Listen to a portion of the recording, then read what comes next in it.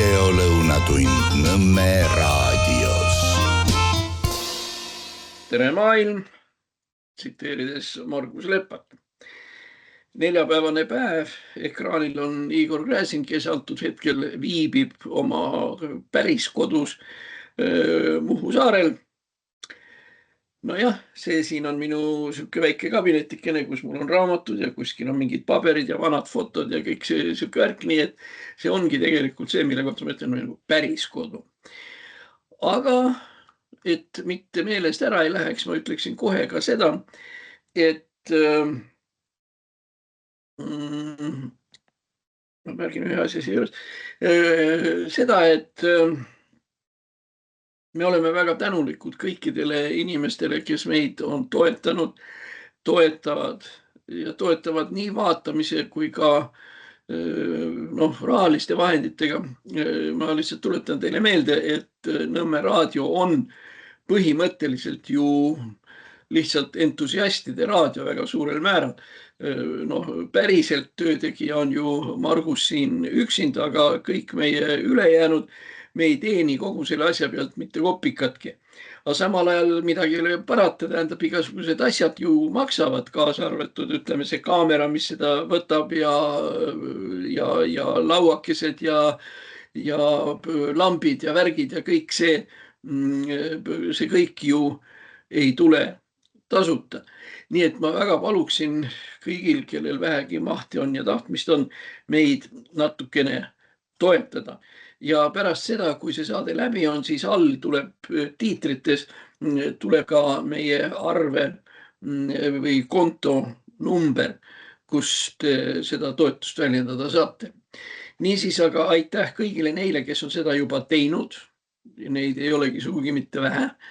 Ja teisest küljest aitäh neile, kes seda tulevikus veel teevad. Aga nüüd me alustame seda tänast saadet võib-olla sellise mõnevõrra kurva uudisega või kurva teatega, et meie hulgast on lahkunud Eesti kahtlemata üks kõige silmapaistvamaid poliitikategelasi ja rahandustegelasi ja mis iganes, Siim Kallas. Me olime temaga koos 93.–94. aastast, kui ta asutas selle erakonna ja kutsus mind sinna erakonna asutajate hulka, nii et nii see läks. Nüüd me oleme siis seal kandis, et Siimu matused on üle homme Estonia kontserdisaalis. Ja siis vaatame, kuidas me ilma temata ja tema teadmiste ja tarkuseta edasi elame. Mis mulle tegelikult valmistas väga suure sellise üllatuse ja samas ka pettumuse oli see, et kui ma hakkasin vaatama tibakene seda kommentaaride kogust, mis Facebookis ja isegi elav kommentaarid YouTube'is ja nii edasi, mis tulema hakkasid, siis üks asi, mis mulle valmistas väga suure pettumuse, oli see, et mind rabas, kui palju oli negatiivseid kommentaare. Ma üldiselt, eks ole, me ju teame seda vanast Vespasianusest alates, et surnutest räägitakse kas ainult head või üldse midagi. Eestis nagu on sellest mingil määral kinni peetud, ja nüüd me siis oleme seal, kus vähe sellest, et Siimust räägitakse, väga paljud inimesed räägivad Siimust halvasti. Kusjuures nad räägivad tegelikult süüdistades teda asjades, milles ta süüdi ei ole. Tal on igasuguseid vigureid elus olnud, häid ja halbu ja talle on üht-teist ette heita küll ja me hakkame sellest kohe rääkima. Aga see ei ole ometigi seda väärt, et tema mälestust veel enne, kui ta maetud saab, hakata niimoodi mõnitama ja sõimama ja nii edasi, et küll varas ja küll see ja teine ja kolmas ja nii edasi. Ja muidugi, millest kunagi kuskile ei pääse, on see kuulus 10 miljoni lugu. Ma ei tea, kas te olete vaadanud seda filmi Seenelkäik ja seal on üks selline metsik mees, kes elab üksinda metsahüttis ja kelle juurde tulevad need ära eksinud inimesed ja see metsas elav inimene küsib, et kui teie olete televisioonis ja nii edasi, et mida telemajas süüa antakse ja keda seal telemajas näha saab. Ja kõige olulisem punkt on siis veel see, et 3. või 4. küsimus on, kas te ütlete mulle, kuhu pani Siim Kallas 10 miljonit või kuhu kadusid 10 miljonit. See on niisugune natuke keeruline story. Tegelikult oli niimoodi, et Siim Kallas oli Eesti Panga president ja kogu see ma ei tea, avantüür või niisugune kombinatsioon, mida üritati teha. Tegemist oli Põhja-Eesti pangaga ehk PEP pangaga ja story oli selles, et seal Šveitsi pankurid ja nii edasi lubasid, et 10 miljonise investeeringu pealt tuleb väga suur kasum, seal kuskil 10-15% ja nii edasi, aga sellest ei tulnud midagi välja ja ühesõnaga, see on omaette niisugune pikk lugu, millesse Siim Kallas ei puutud tegelikult kuidagi.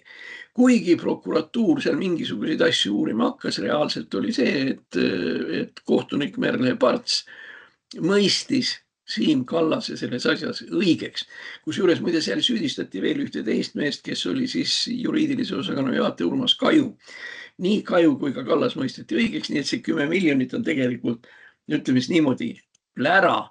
Aga sinna ei ole mitte midagi parata, sellepärast, et ma juba kunagi rääkisime ju ka omavahel nendest asjadest ja siis ma ütlesin, et ega midagi teha ei ole, et selle 10 miljoni looga lähed sa ükskord hauda. Ja nüüd siis ongi haud olemas ja 10 miljonit, nagu ma rääkisin. Aga nüüd me tuleme ühe teise asja juurde tagasi. See ei ole otseselt Siimu isiklik väga suur süü, aga natuke siiski on. Nimelt, üks lugu, mida praegu räägitakse ja millest, issand jumal, isegi Ansip ei saanud kuidagi lahti ja Liki ja kes iganes, on üks lugu, mis on ütlemata rumal. Ja see ütlemata rumal lugu on see, et meile öeldakse, et riigieelarve peab olema tasakaalus ja meie ülesanne on riigieelarve tasakaal iga hinna eest saavutada.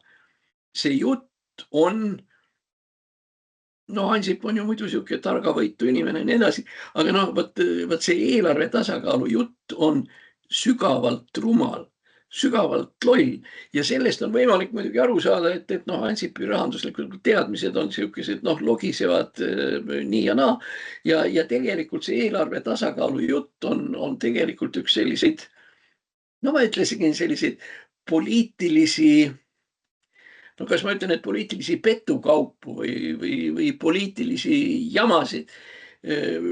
See justkui annab selle ettekäände, et kui me eelarvet tasakaalu ei saa, siis sellisel juhul me peame kärpima kõikvõimalikke kulutusi, olgu see siis seal hariduse või meditsiini peale ja nii edasi. Ja eesmärk on eelarve tasakaal. Aga nüüd räägime siis sellest, mida see eelarve tasakaal ja see nüüd on muidugi Siim Kallase suur otsene süü, et ta selle story sisse tõi. Tähendab loo, mis on vale. Me oleme sellest isegi omavahel rääkinud, kusjuures meie vaidlused jäidki pooleli Siim, ei, see ikka on ka tähtis ja nii edasi. Mina ütlesin, kallis Siimukene, et see on ju jama. Ei, ikka võt nii ja naa, okei. Aga nüüd ma selgitan seda, miks see asi jama on ja miks mina ütleksin nii, et kui mingi erakond, ükskõik milline, hakkab jälle rääkima eelarve tasakaalust, siis tehke sellele erakonnale häbi ja öelge, et jäta nüüd see plära järele. Nimelt, mõtleme asja üle, eelarve tasakaal. Igasugune eelarve on tasakaalus alati. Eelarve tasakaalu ei pea pingutama, teda ei ole vaja kuskilt sealt mingite abivahenditega seda tasakaalu saavutada nii edasi.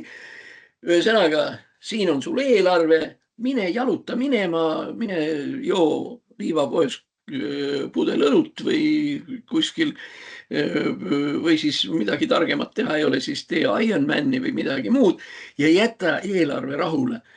Sa tuled tagasi ja sind ootab üllatus, eelarve on jälle tasakaalus. Tähendab, enne oli, siis läksite te õlut jooma, nüüd tulete tagasi ja ikka on eelarve tasakaalus. Miks ja kuidas? Ma kasutan, võtame sellise näite. Teil on 100 eurot. Te võite osta selle 100 euro eest igasuguseid asju. te võite selle 100 euroga seal kinni maksta oma elektriarveid või ükskõik mida. See on muidugi väga tinglik summa, 100 euroga ei saa tänapäeval midagi. Aga no see on lihtsalt näitena. Teil on see 100 eurot. Ja kõigepealt te kulutate raha selle 100 euro piires. Tähendab see raha, mis teil on, teda te kulutate ja sinna ta nüüd läheb. Aga nüüd on see raha otsas. Kas see tähendab seda, et teil enam siis raha kui niisugust ei ole? Kaugeltki ei tähenda. Sellepärast, et kui mul naabrimees on öelnud, et ta laenab mulle 25 euri seal kuuks või 2 või 3, mis seal ikka, mul on ka see 25, nii et mul on oma need 100 pluss naabrimehe lubatud 25. Aga lähme nüüd veel edasi, eks ole, siin taga on mul igasugused raamatud ja mõned on päris väärtuslikud ja nii edasi. Ja ma lähen kuskile seal antikvariaati või kuskile ja müün vasakult riiulilt kõik need raamatud maha. Kas see raha, mis ma raamatute eest saan, on ka minu raha? Niisiis, mul on 100, mul on naabripoisi 25 ja mul on, ütleme, nende pealt veel üks 100 ja mul ongi 225 eurot. Kusjuures mul on eurosid täpselt nii palju, kui mul on kõik võimalikku vara. Ja ma ei saa kulutada rohkem kui 225, see on siis minu 100, naabrimehe 25 ja raamaturiiuli pealt veel 100. Ma ei saa kulutada rohkem, aga ega keegi ei saa ju ometigi öelda, et kui mul on 100 eurot ja ma ostan mingisuguse asja 125 euro eest, siis on ju ka täiesti tasakaalus olemine, sellepärast, et mul ei ole seda 100 eurot, vaid mul on 100 pluss naabrimehe 25.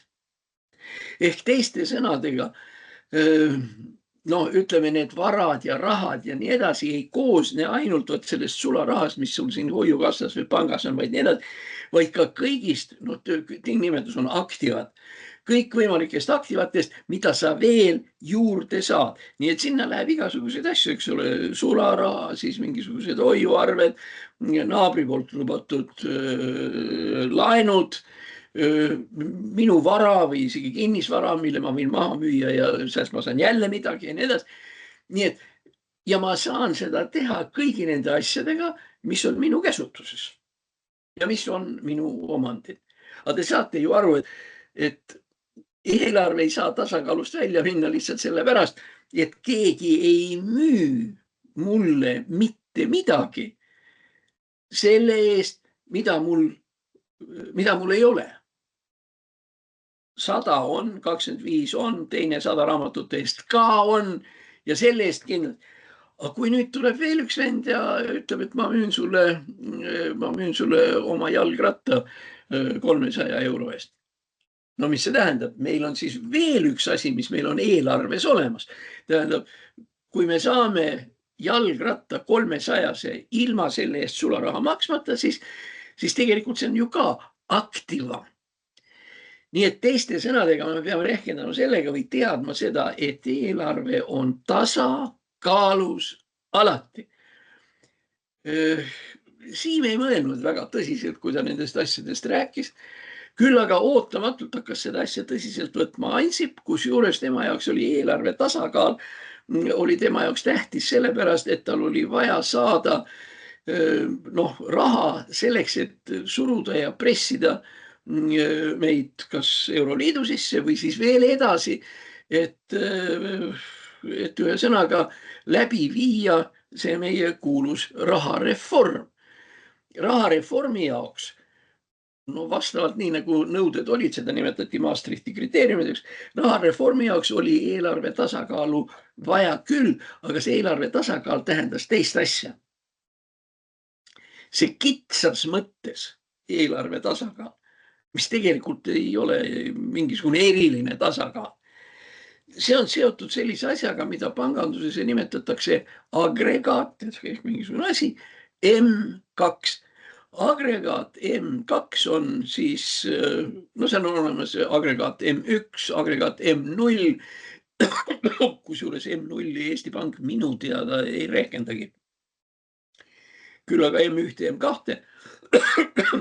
Tähendab, milles seal see asi on? Maastrichti kriteeriumid arvestavad eelarves ainult ühte asja. Sularaha ja igasuguseid muid vigureid ja väärtpabereid, mida saab käibesse lasta kohe, mis on sama hea kui sularaha. No kõige parem asi, näide kindlasti igale vaatajale on need nõudmiseni hoiused. Tähendab, kui te saate oma raha kätte kas internetiga või lähete sinna kontorisse ja küsite ja teile seibitakse see raha otse kätte, siis vot see raha, mille te kohe kätte saate, kuulub ka agregaati M2. Samas kui kõrged agregaadid, M7, M8 ja nii edasi, on need, mis on küll teie omad, aga mida te veel kätte ei saa. No näiteks, kui teil on tähtajaline hoius, siis võib juhtuda ju niimoodi, et te lähete panka, aga te hoiuselt raha kätte ei saa. Sellepärast, et te olete andnud selle pangale teatud kindla aja peale, aastaks, 2, 3 ja nii edasi. Või kui te saate selle hoiuse kätte, siis te saate hoiuse kätte nii, et intress väheneb, kuna te olete rikkunud kokkulepet, et annate pangale selle 2 aastaks. Nii. Ja just ainult seda, mida saab kasutada kohe. Taskust rahakott, see, mis seal sees on agregaat M2. Üleöö hoius, mis te jätate lühikeseks ajaks ja nii edasi, M2. Tähtajatu, ilma tähtajata hoius, mille te saate kohe kätte, ka agregaat M2. Ehk teiste sõnadega, neid agregaate on mitu, aga need, mis ma teile praegu nimetasin, see saate kohe kätte raha ja värgid ja nii edasi või saate seda kohe müüa ja nii edasi. Vot need on ka ei rohkem ja vähem kui need samad eelarve tasakaalu komponendid. Kusjuures, ma kordan, eelarve on tasakaalus ikka ja alati ja mitte mingisugust probleemi siin olla ei tohi. Aga nüüd tekib üles järgmine küsimus, aga mis pärast meil kogu see plära selle eelarve tasakaalu ümber käib, aga lihtsalt sellepärast, et ei Ansip ega Ligi ega ka Ivari Padar ei mõelnud sekunditki selle peale, mida see kriteerium tegelikult tähendab, eelarve tasakaalu kriteerium. Nad olid sunnitud, kui nad tahtsid eurotegelasteks hakata, nad olid sunnitud, ühesõnaga rehkendama seda, mida Maastrichti kriteeriumid või Euroopa Keskpank nõudis, ühesõnaga seda, et see agregaat M2 on ainus, mida siis eelarve tasakaalu puhul arvestatakse ja kui nüüd sul ei ole ütleme, sul ei ole seda raha nagu nipsust saada, ütleme selle peale, et okei, et me rääkisime, naaber laenab mulle 25 €. Tähendab, see on ütleme eelarve tasakaalu komponent, aga ta võib ka mitte olla ja see on tõsi, kui see Mats seal kõrvalt mulle ütleb, et ma annan sulle 25 €, aga pärast oma pensionipäeva. See tähendab, ütleme seal kuskil 5. septembril või 5. oktoobril ja nii edasi. Sel hetkel, nüüd ütleme, see naabrimehe 25 € ei ole enam tasakaalu komponent, sellepärast ta ei liigu. Ta ei ole vedel, nii nagu sellest on räägitud. Ja kui me nüüd Siim Kallase juurde tagasi tuleme, siis vot siin nüüd see konks tegelikult oligi, et ma ei tea, mis põhjustel, me oleme sellest rääkinud küll ja küll. Siim Kallas nagu rehkendas seda eelarve tasakaalu selles kitsas Maastrichti tähenduses. Aga ta ei olnud eelarve tasakaalu fänn või selline. See oli üks asi, mida pangandus tuli arvestada.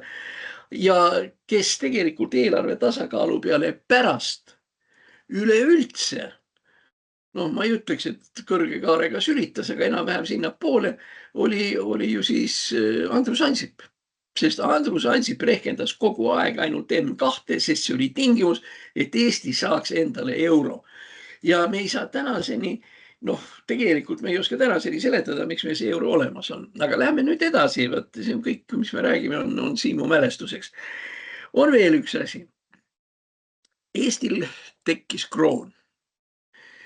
Ja siis läks natukene aega mööda, kui siis Ansip ja Ligi hakkasid võitlema selle eest, et see kroon likvideerida. Kroon likvideerida. Ma teen endale märkmeid, et ma pärast ei kordaks ennast. Nii, kroon likvideerida. Nüüd tekib küsimus, aga miks seda vaja oli? Tegelikult üks asi, mida ei rehkendanud ei Ansip ega keegi teine, oli see, et euro sisse toomine Eestisse ei vajanud krooni likvideerimist. Kroon oleks võinud jääda alles koos euroga. Aga nüüd me räägime natukene, ma väga vabandan, kui ma lähen natukene niisugust teaduse ajaloo peale, aga see ei ole tegelikult eriti keeruline. Ühesõnaga, kuningas Edward VI ja kuninganna Elizabeth I ajal elas ja töötas üks pankur ja ärimees, kelle nimi oli Thomas Gresham. Räägitakse Gresham, kirjutatakse Tom Gresham. Ta oli niisugune finantsist ja rahandusmees ja elas ja töötas väga suure osa madalmaades, kus tekkisid esimesed sellised rahakeskused veel ammu enne kui Londonis. Nii et siis Thomas Gresham. Thomas Gresham elas 1519 kuni 1553 ja tema üks kõige tähtsamaid selliseid elutöid ja saavutusi oli see, et võttes eeskuju Antwerpeni rahavahetusturust, Thomas Gresham asutas Londoni börsi. No see, et ilma börsita asjad kuidagi käisid, need inimesed meie vaatajatest, kes on Shakespeare'i Veneetsia kaupmeest lugenud, mäletavad ju väga hästi, et seal oli niisugune liigkasuvõtja nagu Shylock ja tegelikult kogu see vahetus ei käinud, ütleme meie mõistes börsi mõttes. Ja kui Jeesus Kristus kihutas rahavahetajad kirikust või templist välja, siis see ka ei olnud börs. Aga Tom Gresham oli see, kes 1530. aastatel asutas valuutabörsi. Ja on olemas majanduses ja õieti rahanduses niisugune seadus, mille nimi on Greshami seadus, Gresham law. Kui seda väga lühidalt formuleerida ja teda saabki lühidalt formuleerida, siis see kõlab niimoodi. Halb või nõrk raha tõrjub turult välja tugeva raha. Halb, nõrk raha tõrjub välja tugeva raha. Nii, mismoodi see värk siis käib? No, ütleme niimoodi, kui tegelikult kasutame isegi kaasaegset väljendit. Võtame siis niimoodi, et teil on taskus olemas nii Eesti kroonid kui ka eurod. Te lähete poodi, ostate liha või bensukast, ostate bensiini ja nii edasi, siis millise rahaga te selle bensiini ja bensuka eest maksate? Loomulikult maksate te viletsa rahaga. Sellepärast te seda kõva raha hoiate endal tagataskus tuleviku jaoks. Ja Greshami ajal oli lugu tegelikult niimoodi, et mündid olid ühe naelsterlingilised ja neid oli kahte sorti.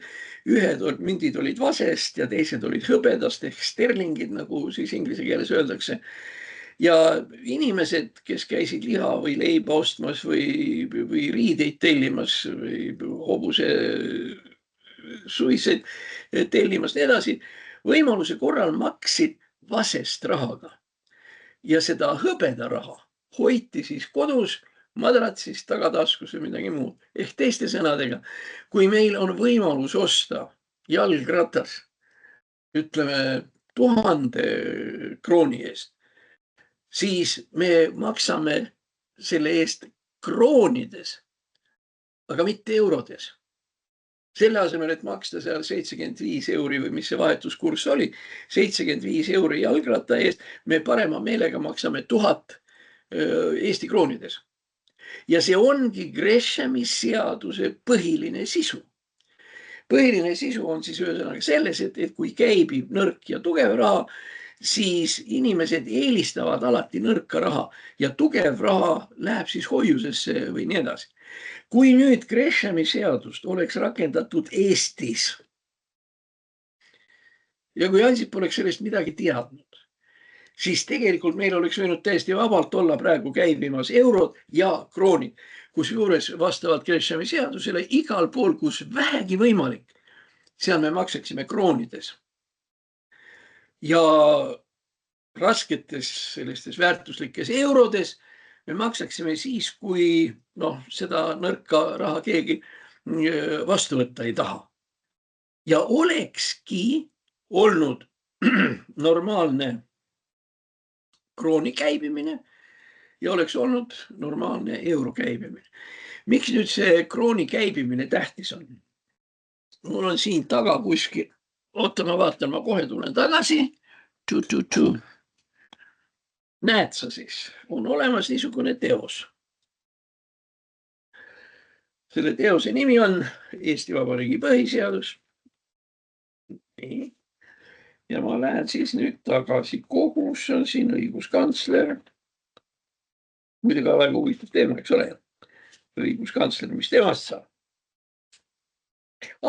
Nii, siin siis kirjas 8. peatükk rahandus ja riigieelarve paragrahv 111 ütleb.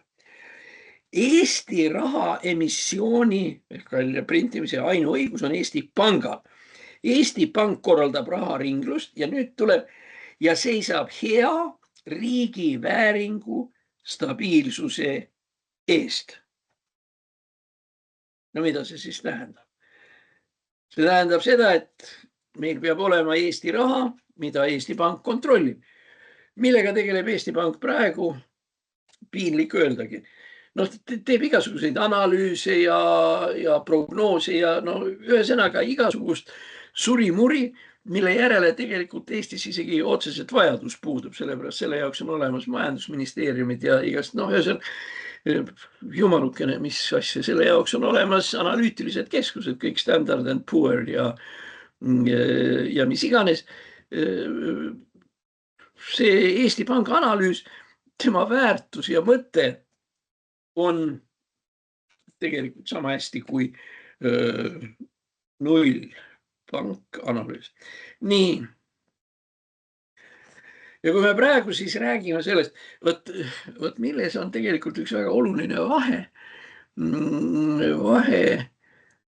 selle Siim Kallase ja tema järgijate Andrus Ansipi vahel seisneb selles, et kui Siim Kallas rääkis eelarve tasakaalust ja sellistest asjadest, siis ta teadis ju suurepäraselt rahandusinimesena, et see tasakaal on seotud ainult ühe sellise rahanduse segmendiga, see on sularaha ja nii edasi.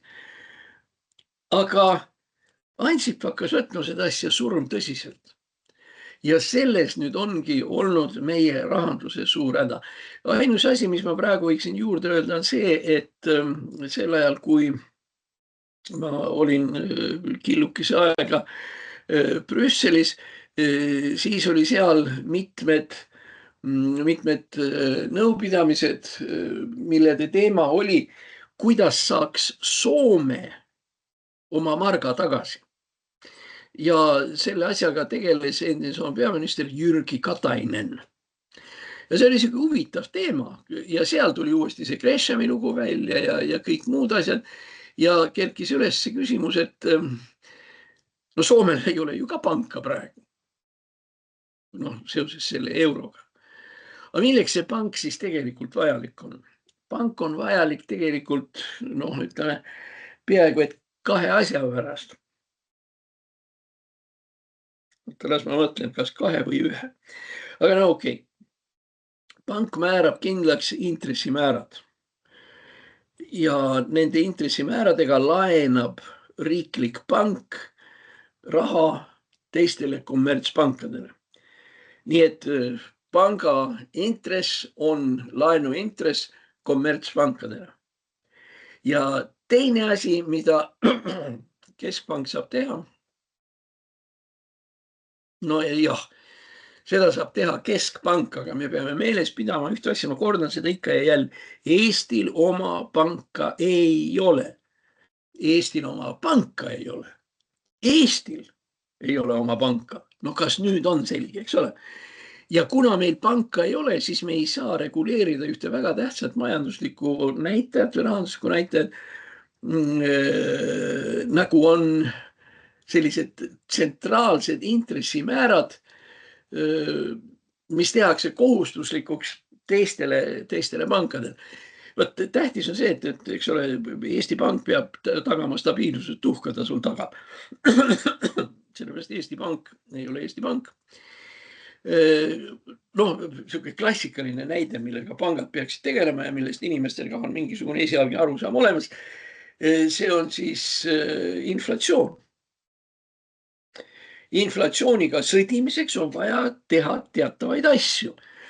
No üks võimalikke asju inflatsioonil on intresside määrade tõstmine. Aga no mis intressimääru Eesti Pank tõsta saab ja kuidas saame meie midagi inflatsiooni vastu teha?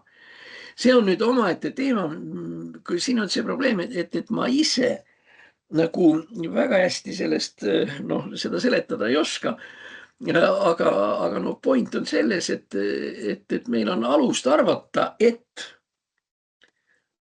meil on tegemist inflatsiooniga väga mitmetes valdkondades.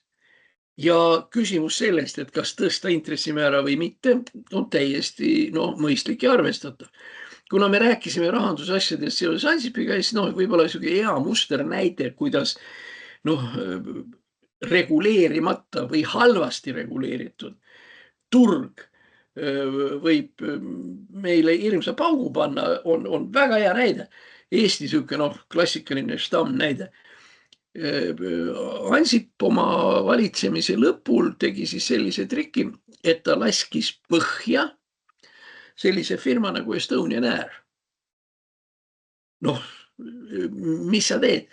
Mis poleks ju tegelikult üldsegi pidanud juhtuma, kui on tegemist riikliku firmaga, kui Eesti Pank oleks samal ajal kontrollinud intressimäärasid. Ja teisena, vähe sellest, see nüüd on sihuke konks, mida ei saa Siimule kunagi ette heita. Kui Siim Kallas tegi mingisuguse rumaluse või ta leidis, et see ei tööta, siis võttis ta kas raamatu või semud sõbrad kokku ja ütles, et mida me nüüd teeme, et see, mis me tegime, läks vussi. Ta ei teinud ühte viga 2 korda. Ansip tegi oma vigu ikka ja jälle. Ja nüüd kõige täiesti koomiline episood selles Ansipiga on see, et Estonian Air läks põhja ja siis asutati järgmine lennufirma nimega Nordica. Samas situatsioonis ja samas olukorras, kus mitte mingisuguseid intressimäärasid reguleerida ei olnud võimalik. Ehk teiste sõnadega oli teada, et Nordica läheb põhja, varem või hiljem, läheb põhja just nimelt samadel põhjustel, nagu läks põhja Estonian Air. Nordica vist isegi praegu tiksub kuskil, ta on selline pull firma, et ta lendab kohalikke lende kuskil üleval Rootsis. Vist, aga miks ma toon selle näite seoses ka panganduse ja sellega? Lihtsalt asi on selles, et lennundus on ülitähtis riiklik strateegiline valdkond. Esiteks, seal on palju raha. Teiseks, seal on palju infrastruktuuri, inimeste lendamised ja nii edasi. Investorid tulevad Tallinnasse, teised inimesed. Ühesõnaga, see asi, mida me oleks pidanud tegema ise, selle plõksu tegi tegelikult ära Air Baltic. Ega neil läheb ka põhimõtteliselt kehvasti, aga ei maksa siiski unustada, et kõik need aastad, mil Eesti Pank oli Eesti Pank ja need lennufirmad olid pidulikult põhja lastud. Sel ajal lätlased siiski lendasid. Ja see, et Lätit teenindas oma ilus ja hea lennufirma on ikkagi saavutus. Mis me siin nüüd siis ikka sest nii väga räägime. Nii et kui me räägime sellest, et eks neid lugusid ole ju veel, aga ma lihtsalt proovisin nagu juhtida tähelepanu nendele asjadele, kus minu arvates, ja see jääb nii minu arvates, Siim tegi minu arvates suhteliselt valed rahanduspoliitilised otsused. No ei tea, võib-olla praegu keegi vaatajatest ütleb, et Gräzin sa ajad pada ja nii edasi, nii edasi. Enda arvates ma ei aja. Ja eriti seoses selle üleminekuga eurole ja nii edasi. Tähendab, Siim vaatas seda asja üldiselt ka natukene selline hapu näoga, kui me rehkendasime ja arvutasime seda kuulsat Greshami seadust ja nii edasi. Nii et see lugu läks meil nagu ikkagi vasta taevast küll. Mida edasi?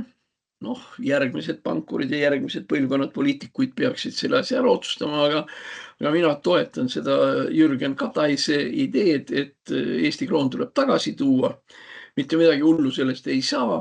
Reserv ehk hoiustamise valuutaks jääb siis euro. Tänaval leiba, õlut ja piima saaks osta Eesti krooni eest. Kui on näha, et Eesti majandusega midagi juhtumas on, nagu näiteks seal inflatsioon või midagi taolist, siis saab tõsta intressimäärasid mitte eurol, sest euro ei ole meie raha, euro on võõras, sellega tegeleb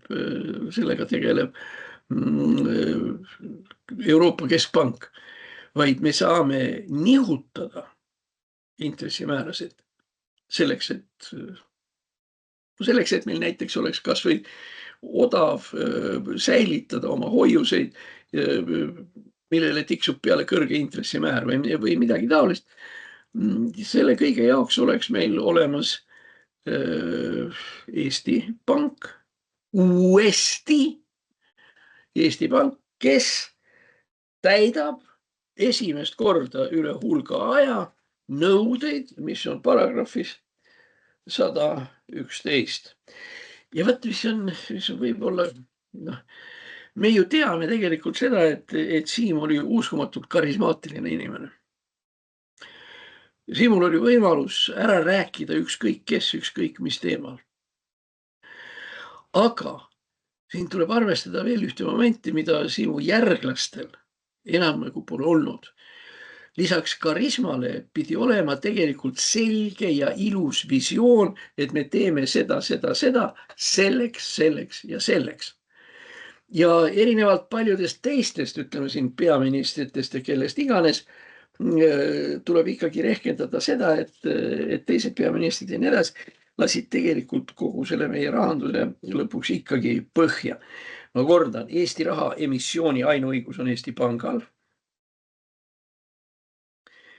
Aga Eesti raha on täna euro ja Eesti Pank ei emiteeri mitte midagi.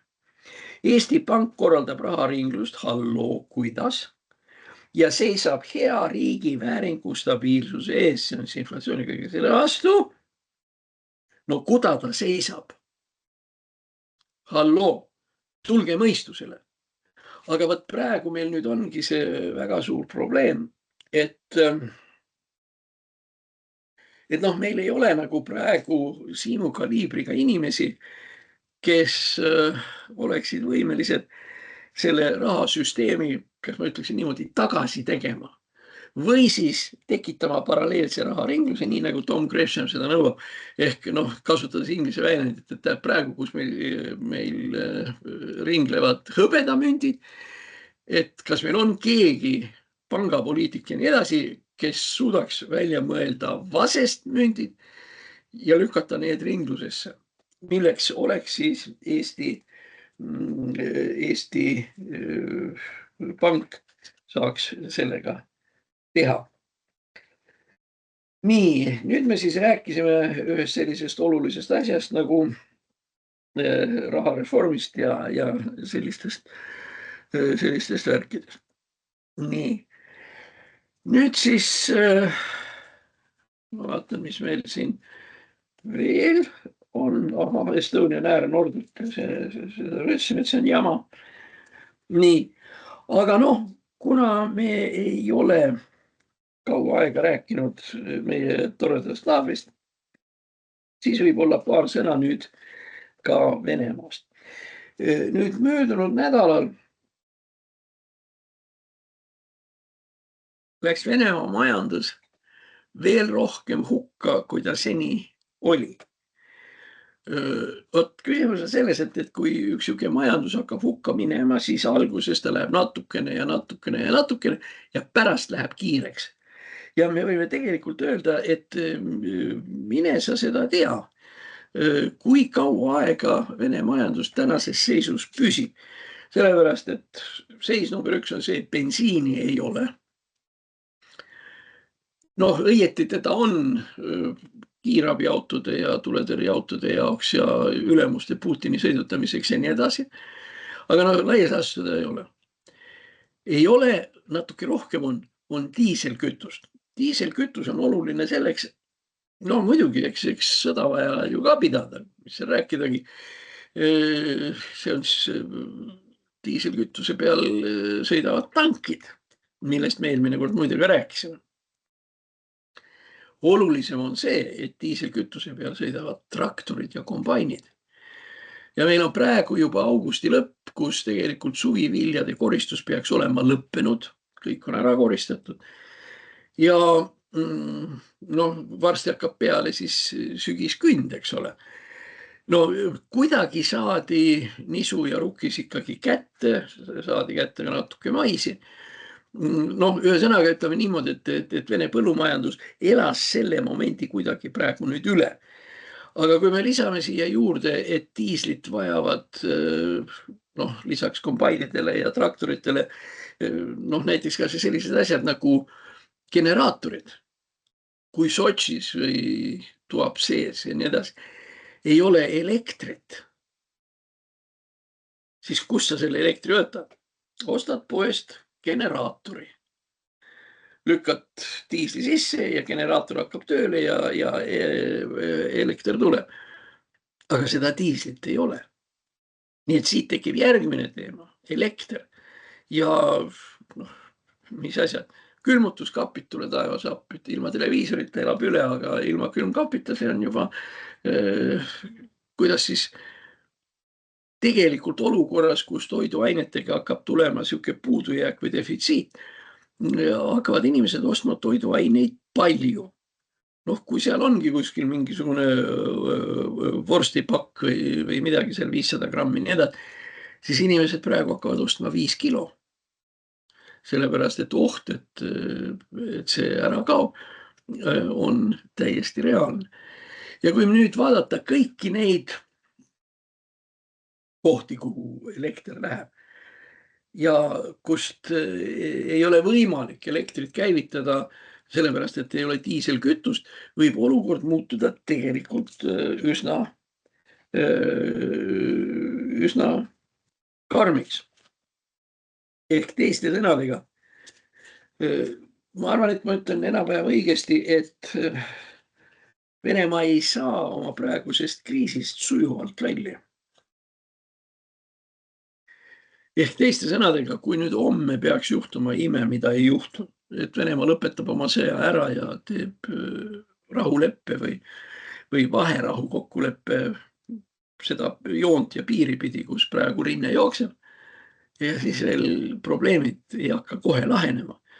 Ei maksa unustada, et enamus naftautmisi ja tehaseid ja bensiinitehaseid ja nii edasi on põhja lastud. Kui me räägime toidukaupadest, siis lehmapidaja ja need teevad, veisepidajad teevad seal mingi vorsti nii edasi. Küsimus, kuidas see vorst poodi jõuab? Kus kohas on siis nüüd see veoauto, millega asja poodi viia. Ehk teiste sõnadega tarbimises tekib lünk, sest tarbitavaid kaupu ei ole võimalik vedada. Ei ole diislit ja ei ole bensiini. Nii et siit ka küsimus, mis saab edasi. Nii et ühesõnaga seesama kütusekriis mida me võime sealt televisioonist vaadata palju tahes, kus meil on tegemist 10-kilomeetriste järjekordadega ja nii edasi. Ega see ei lahene, kui sõda homme lõpeb.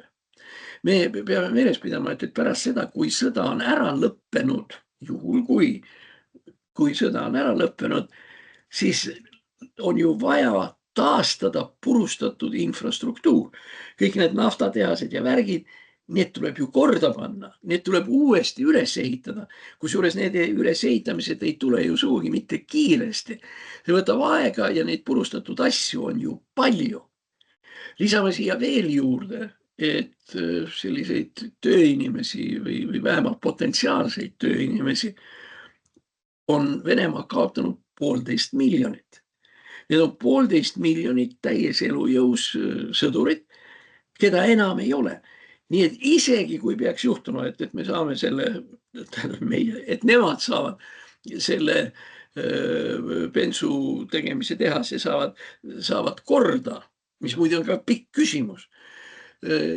Kus kohast tulevad need mehed, kes selles tehases tööle hakkavad?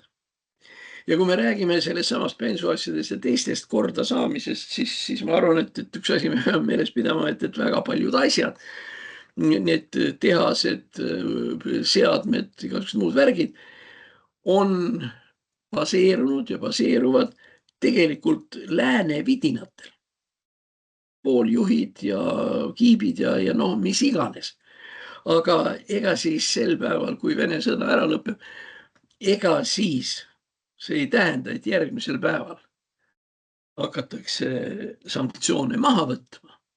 Mitte mingil juhul. Nii et ühesõnaga Venemaa on praegu enda sisse mänginud sellisesse kriisi, millel, ja nüüd see on oluline meeles pidada, puudub ratsionaalne lahendus. Teda lihtsalt ei ole. See tähendab, et isegi praegu kogu selle infraremont ja nii edasi võtab aega aastaid. Ja see tekitab muidugi sellise huvitava küsimuse, et mis siis nüüd Venemaast saama hakkab. Noh, kõigepealt ma arvan, et nagu ma eelmises saates ütlesin, ma olen valmis seda kordama, tähendab tõenäoliselt meil kõigil eestlastel on sellel puhul, et Venemaa on käpuli, noh, meil on põhimõtteliselt, ütleme siis niimoodi, päris hea meel. Kas see oli Hugo Raudsepp või kes ütles, et kõige suurem rõõm on kahjurõõm. See on tõsi. Aga teisest küljest nii meie kui ka kogu ülejäänud läänemaailm, me seisame probleemi ees, et meil on olemas riik, mis katab 1/6 maakera territooriumist. Riik, mis ei toimi, kus on probleemi otsas. Transport ei tööta, noh internetis ja nendest asjadest me tegelikult isegi ei räägi, sest noh, me ju teame, et selliste suurte internetipankade ja nii edasi, need kulutavad ju metsiku koguse elektrienergiat, mis pärast mõnikord selliseid suuri infotehnoloogilisi projekte ehitatakse kas jõgede või järvede juurde, sellepärast, et on vajalik jahutusvedelik. Nii, ühesõnaga ja meil on siis nüüd niisugune riik, et mida edasi teha. Me juba korra rääkisime, et päris jube oleks ju see, kui vene naised ja lapsed hakkaksid füüsiliselt üle piiri tulema, sellepärast, et nälg on majas. Mida nendega peale hakata? No mina küll ei oska öelda, aga see, et see võib jube olla, on tegelikult. Nii et ühesõnaga, kui me praegu jälgime seda, mis Venemaal toimub, siis me peame arvestama sellega, et tegelikult on tegemist, ütleme, noh, kas ma ütlen niimoodi, eelkriisiga, kusjuures see kriis on oma olemuselt sügav. Noh, kas või, nojah, ühesõnaga, kõik need üksikud momendid, no näiteks kas või transport või ükskõik mida. Leivatehas saadab leiba poodi, sinna supermarketisse. Aga supermarketil ei ole raha, et selle leiva eest maksta. Ja kui leivatehasel ei ole saadud raha selle leiva eest, mis ta küpsetanud on, siis kuskohast leivatehas võtab selle raha? Ta võtab talumehe käest. Aga talumehel ei ole ka raha, et leivatehasele maksta. Ja kui temal ei ole maksta, siis ei ole ju ka talumehel raha maksta näiteks kombainerile või traktoristile, kelle ta palkab sügistöid tegema. No ja nii me lähme sammu järel, üksteise järel ja kogu aeg juhtub üks ja seesama asi, et no selle nimetus on, vene keeles on kriisis nie platежей ehk mitte maksmise kriis. Järgmine jällegi teema. Aga siis nüüd võib olla veel üks huvitav teema, mida me saame natuke rääkida, on see, et noh, Venemaa ja majanduskriis ja igasugused muud sellised asjad, aga mis lood on Putiniga? No see on omaette lugu, kunagi tulevikus võime sellest rääkida, et Putinil väidetavasti on olemas 4 või 5 teisikut ja kui tähelepanelikult televiisorit vaadata, siis tegelikult tuleb välja, et ongi teisikud. Seda on näha igasuguste kortsude järgi, mis tal silmanurkades on ja nii edasi. Aga no see on ükskõik. Putiniga on juhtunud viimastel nädalatel see, et ta on muutunud erakordselt araks. Putin, noh, ütleme niimoodi, Zelenski käib mööda Kiievit ringi ja lääne poliitikud ja riigijuhid ja sealhulgas ka meie peaminister Kristen Michal käivad Kiievis ringi. Oht on, aga noh, käivad. Putin ei julge ringi käia isegi Venemaal mitte. No me rääkisime juba sellest idiootsusest, mis tal oli merelaevastiku päeval, kus siis oli kuskilt taga õues tehti midagi paraaditaolist ja nii edasi. Aga no me võime edasi minna. Üks huvitavamaid kohti, kus Putin nüüd viimasel ajal käis, oli Arhangelsk. Kusjuures Putin jälgib, et ta ei satuks Ukraina droonide mõjupiirkonda. Ukraina droonid lendavad praegu 1500-2000 kilomeetrit ja Putin läheb siis kuskile, mis on sellest kaugemal, no näiteks Kaug-Itta, seal jaapanlastega plõksima ja nii edasi.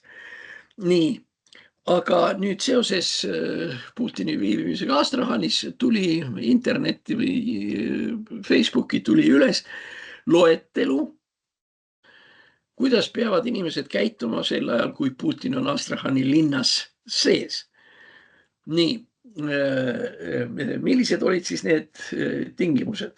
Noh, kõigepealt muidugi see, noh, nagu klassikaline case, tähendab, tänavad värviti üle, igasugused aknad ja maja seinad võõbati ka üle ja nii edasi, selleks, et oleks siuke, noh, ütleme siis niimoodi, Potjomkini küla, eks ole. Aga nüüd, millised olid lisatingimused kõikidele nendele Arhangelski elanikele, kes elasid selle tee ääres, mida mööda Putini kavalkaad ehk kortees 9-10 autot sõitma hakkavad. Vastavad tingimused anti siis linnavalitsuse poolt elanikele. Niisiis sellel tänaval, mida mööda Putin sõidab, esimene reegel, keelatud akende avamine. Eks ole, viskab granaadi hoidku jumal. Teiseks, tänavale mitte tulla. Jällegi, eks ole, mingisugune oht seal. Ehk teiste sõnadega, kui te olete kuskilt tund või poolteist enne Putini saabumist koju jäänud, siis sinna te peate ka jääma. Sealt välja tulla ei tohi. Kolmas huvitav nüanss, võt siin ma ei oska seletada, milles see point on. Keelati ära tõuksid. No selles on muidugi mingil määral see loogika, et ei, no ei tea, tegelikult siin ei ole mingit loogika. Et kui inimene ei tohi tänavale tulla, siis noh, tõenäoliselt on selle ihukaitse teema selline, et noh, siis tal võib ju püstol taskus olla või veel hullem, granaat näiteks. Et noh, ärgu tulgu. Tõuksi puhul ju seda elementi ei ole, selle lihtsal põhjusel, et kui sa tõuksiga sõidad, siis sa ei saa ju samal ajal granaati või kuulipildujat käes hoida. Aga noh, ühesõnaga see siis oli seotud. Siis bussid, mis Arhangelskis sõidavad, seal siis hoiatati, et inimesed, kes on bussides, liinibussis, jäävad sinna kuni selle ajani, mil Putin mööda sõidab. No kui ütleme, me räägime soojast ilmast, siis istuda nüüd kinnises bussis sooja ilmaga on ikkagi ka üsna sihukene morn asi. Aga nüüd me siis lõpetame, lisame siia veel ühe koomilise elemendi. Arhangelsk. Ärge ajage segi Astrahaniga. Arhangelsk on põhjas. Ja seal on olemas üks klooster. Õieti ta ei ole päris klooster, ta on selline suuremat sorti, suuremal territooriumil asuv õigeusu kirik, kuhu on maetud kuulus vene vürsk Dmitri Donskoi. Ma ei tea Putini nendest teistest käikudest suurt midagi, aga sellest ütleme Rossija kanalis ja sealt jooksis läbi, et Putin läks sinna kloostrisse ja kloostris Dmitri Donskoi haud kaevati lahti. Dmitri Donskoi suri 600 aastat tagasi. Noh, tehti siis lahti, võeti kirstu kaasa ära ja väga pikalt seda Vene televisioon ei näidanud, aga üldiselt te kujutate ise ka endale ette, milline näeb välja 600 vanune surnukeha või see. Kui te muud ei oska ette kujutada, siis näiteks kõik need, kes on käinud Jõgevestes Barclay de Tolli juures, on ju näinud seda, et tegelikult ju seda kadunukese keha seal ju sisuliselt ei ole, põhiliselt on seal riided, vormid ja nii edasi. No nii, Dmitri Donskoi, kes olevat võitnud ühe lahingu, Kulikova lahingu võitluses tatarlastega. Muide, pärast seda selgus, et see tatarlaste peksa saamine oli väga tinglik 2 aastaks. 2,5 aasta tagant tulid tatarlased uuesti tagasi Donni äärde, siit on see nimi Donskoi Dmitri, Donni jõe Dmitri, tulid tagasi ja hakkasid jälle oma makse nõudma, nii et jabur igas mõttes tähendab administratiivse võimetuse või administratiivse impotentsi muster näide Dmitri Donskoi. Võeti siis kaan ära, vaadati, mis seal sees on, kondid. Loogiline. Natuke riideb, räbalaid ja siis kondid. Siis vastav kirikutegelane nii edasi tõstis sealt selle ühe kondikese välja ja Putin see on nüüd pull lugu. Putin võttis selle kondikese ja andis sellele musi. Äge värk, kas ei? Nii, ja see musid tehtud ja kõik see, et tegemist on reliikviaga ja mis iganes. Ja siis otsustati, et see kont ja seal üks teine, see oli säärekont minu teada, umbes nii pikk võib oletada. Kui sa televiisorist vaatad inimesi kõrval, siis sa näed umbes niisugune. Ja siis sealt oli veel nii, et siis Putin laskis välja võtta varbakondid, need on siis nii pikukesed, eks ole, ja varbakont on meil siis 5 tükki, ei ole, vabandust. Varbakott on ikkagi 10. Ja siis ta sealt need kondikesed võttis nii edasi, pani mingisuguse karbi sisse ja need kondid saadeti Vene-Ukraina rindele. Selles kindlas veendumuses, et nimetatud kondikesed aitavad venelastel ukrainlasi võita ja tappa. Üldiselt see tundub jamps olevat. See nagu ei ole päris korralik õigeusklik asi. Aga isegi nüüd oletame, nüüd lihtsalt väikselt oletame, et need kondid tõesti aitavad Vene sõdureid. Siis isegi siis on meil ju tegemist sellega, et Putin ja õigeusu kirik võtavad appi mingisugused üleloomulikud asjad, reliikviad, selleks, et mida? Selleks, et tappa ukrainlasi. Ja vot see siis nüüd on see asi, mida mõeldes ka Nevski katedraalile seal üleval Toompeal, mille peale peaks mõtlema. Sest veel hullem oleks ju tegelikult see, kui need kondid tõeliselt aitaksid ukrainlasi tappa. Kas need inimesed on siis üldse kristlased? Kas me tõesti peame taluma seda Nevski katedraali jama, mis seal on ja nii edasi? Kust mina tean? Võib-olla on seal Nevski katedraalis ka mingid kondid või seal mõned on kondid ja värgid, mille funktsioon on tappa ukrainlasi. No mida me peame sellisest kirikust ja nende tegelastest ja kõigest sellest hakkama? Aga noh, lõpetame ehk siis selle teadmisega, et tõenäoliselt need varbakondid ikkagi midagi suurt ei tee. Juhul, kui nad teel Ukrainasse, Astrachanist Ukrainasse kaduma ei lähe. Nii, tänaseks siis nagu aitab, ma tuletaksin meelde meie palvet neid toetada, sellepärast et selleks, et see meie raadio siin praegu käiks, on tugi ja materiaalne tugi tingimata vajalik. No ja mis muud siis, kui järgmise korrani, tšau!